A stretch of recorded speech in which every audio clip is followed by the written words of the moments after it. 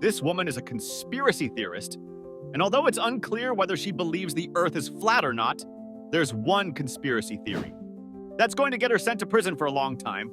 Her name is Tina, and she's a county clerk responsible for ensuring every ballot in her county is counted during an election.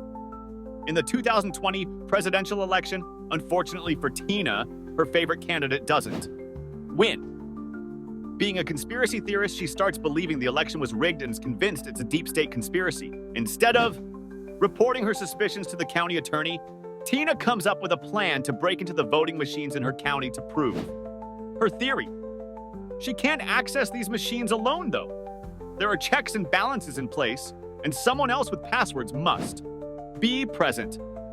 Here's where an IT consultant gets dragged into her scheme. Let's call him IT Guy. IT Guy has access to the machines, but we'll come back to him in a moment. Tina really wants access to the voting machines, and one day she gets a hold of IT Guy's security badge. She gives this badge to another person, whom we'll call Conspiracy Turd. Then Tina, Conspiracy Turd, and the deputy clerk, a woman named Belinda, all go to the election offices. Conspiracy Turd uses the badge they took from IT Guy and pretends to be there on official government business. They use the badge to get the passwords, and suddenly they have access to the election system's hard drive. They take screenshots of the data and copy everything onto an external drive. This is all highly illegal. It's election tampering. Allegedly, Conspiracy Turd takes all this voting system data and shares it with a bunch of other conspiracy theorists. A few months later, some of that data ends up online, including passwords, videos, and images available for anyone to see. Voting machine data isn't meant to be public. It's sensitive information, and with it, people could potentially hack voting machines. This is a huge deal. Pretty quickly, someone alerts the Colorado Secretary of State. The next day, boom, the district attorney's team goes to Tina's office to investigate. They quickly find signs of a security breach, and bam, the Secretary of State suspends Tina from her position as county clerk. Meanwhile, Deputy Clerk Belinda is also suspended and barred from going to the office.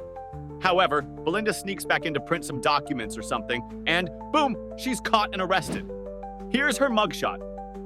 Now Tina and Belinda are both officially barred from supervising any elections because they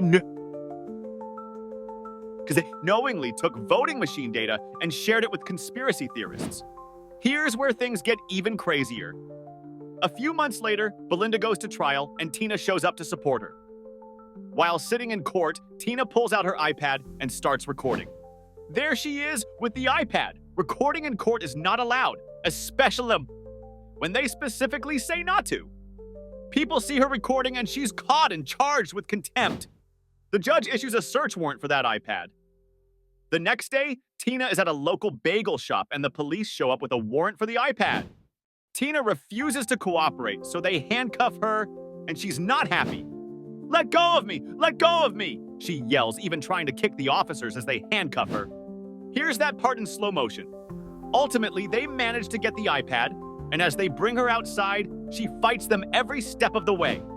"Let go of me! You're hurting me! I'm going to show all the bruises you put on me!" she cries out. When she still won't cooperate, they inform her she'll be charged with obstructing, to which she responds, "You let go of me now!" Still resisting, she says, "Shut up!" when they tell her to stand up like an adult. The officer replies, "What an attitude to have." And she angrily retorts, "What an attitude to say to me!" Eventually, they arrest her, and here's her mugshot. After her arrest, the video of this incident goes viral. Other conspiracy theorists who also believe the 2020 presidential election was stolen see the footage and are furious. They call 911 in Tina's county, flooding the lines with complaints. "I want to talk to whoever the hell put those handcuffs on that nice woman I saw on television," shouts one caller. The calls keep coming, overwhelming the emergency lines.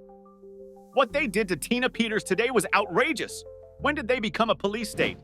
Meanwhile, Tina gets out on bond, and it seems like she does everything possible to delay her trial for election tampering. She fires her lawyers repeatedly, even tries running for Secretary of State, possibly thinking a public office role will help her dodge consequences.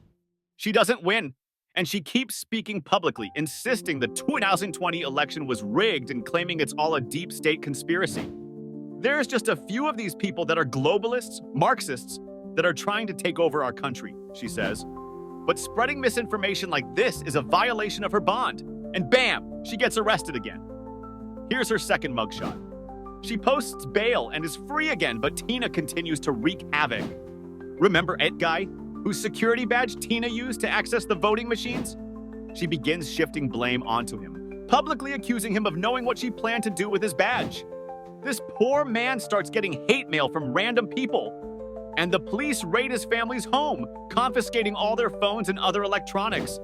Then, months later, the FBI raids his house a second time, taking the rest of their electronics.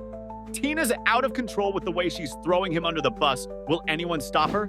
Eventually, Deputy Clerk Belinda wises up and takes a plea deal in the election tampering case. Her deal includes agreeing to testify against Tina, but Tina isn't worried at all. She's still out there talking trash and speaking publicly about the case. When asked what she thinks the chances are of her ending up in prison, she scoffs and says, "Well, if I thought I was going to prison, I'd probably be on a beach somewhere." After 3 years of court delays, the election tampering case finally goes to trial. Of course, Tina can't help but speak up in court. She argues that she shouldn't go to prison for election tampering, claiming that one reason is because prison beds don't meet her standards.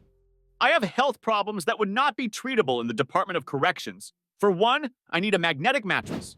The judge is unimpressed and lets her know he's not buying it. "You are no hero," he says. "You abused your position, and you're a charlatan who used and is still using your prior position in office to peddle snake oil that's been proven to be junk time and time again." In the end, Tina is found guilty and sentenced to 9 years in prison for election tampering. After everything, she probably still thinks she did nothing wrong.